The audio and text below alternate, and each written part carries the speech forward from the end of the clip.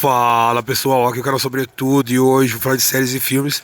A série que iremos falar hoje se chama House of the Dragon, a Casa do Dragão. Vamos recapitular o episódio 3 da primeira temporada da Casa do Dragão, House of the Dragon. Nesse episódio recapitulamos que a Casa Targaryen pode ser derrubada com os herdeiros. Vou falar para vocês um pouco do que vai acontecer, né? Que vai ser tudo em inglês, mas vai ter várias cenas do capítulo que vocês já viram. Se não viram, vão ver também umas cenas do capítulo 3, tá bom? Os acordos da semana passada entre o rei Versalhes e a casa Hightower parecem estar dando resultado, pelo menos para alguns partes envolvidas. O rei está em lua de mel com comemorações do segundo dia do nome do seu primeiro herdeiro masculino vivo. O primeiro, Aegon. A rainha Elente está grávida do seu segundo filho com o Lord Otto Hightower. Agora tem uma linha direta com o trono, que ele só podia sonhar quando era apenas a mão do rei. As únicas duas pessoas que não parecem felizes com essa reviravolta são a princesa Rhaenyra, cuja reivindicação ao trono é enfraquecida pelo nascimento de seu irmãozinho, e o príncipe Daemon. Mas, novamente, quando o príncipe Daemon fica feliz, somente quando ele está montado em cima do dragão, talvez seja, né?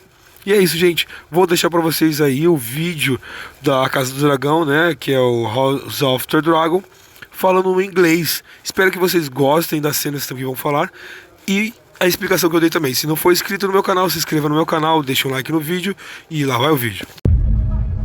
We always talked about episode 3 being about leaving childhood behind for many of our characters, for Daemon, for Rhaenyra, for Alicent. How would you like to participate? I'm not sure why I must. Because you are my daughter. And you have duties. As I am ceaselessly reminded. We tried to approach it in as practical a way as possible the first time, and it was a good way of grounding the time jump.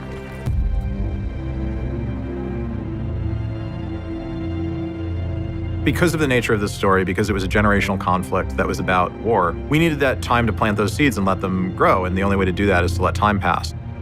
We meet Viserys, he's got a son, Alicent is pregnant, the war in the Stepstones is not going well. We understand that 2 or 3 years worth of material has happened in those couple of opening scenes.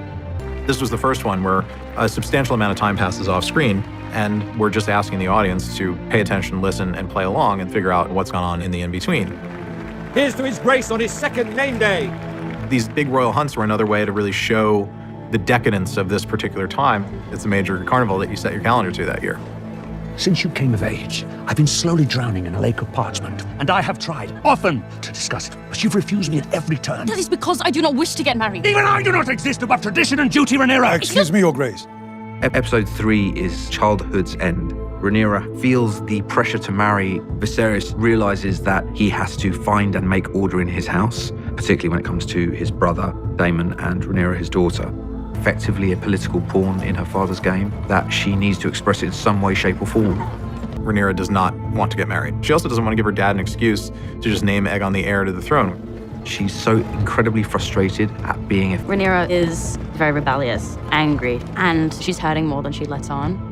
Kristen Cole, who we set up a little bit in episode 2, but now we understand that in 3 years of being her sworn protector, Cole and she have developed a close relationship.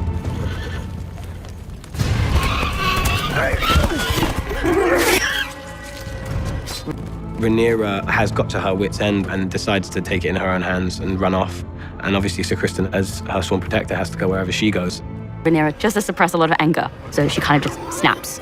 The boar attack is the boiling over of Rhaenyra's frustration in the episode, and she takes out all of her aggressions about everything on the boar, but the whole camp gets pulled pork sandwiches after that. So at least it wasn't all loss. There's a real catharsis to her killing the boar, you know, how Rhaenyra is treated and boxed out of a man's world. Before the dragons ruled over Westeros, White Hart was the symbol of royalty in these lands. And on this day of all days. The white stag is the symbol of divine royalty from deeper kind of medieval lore and Arthurian tales.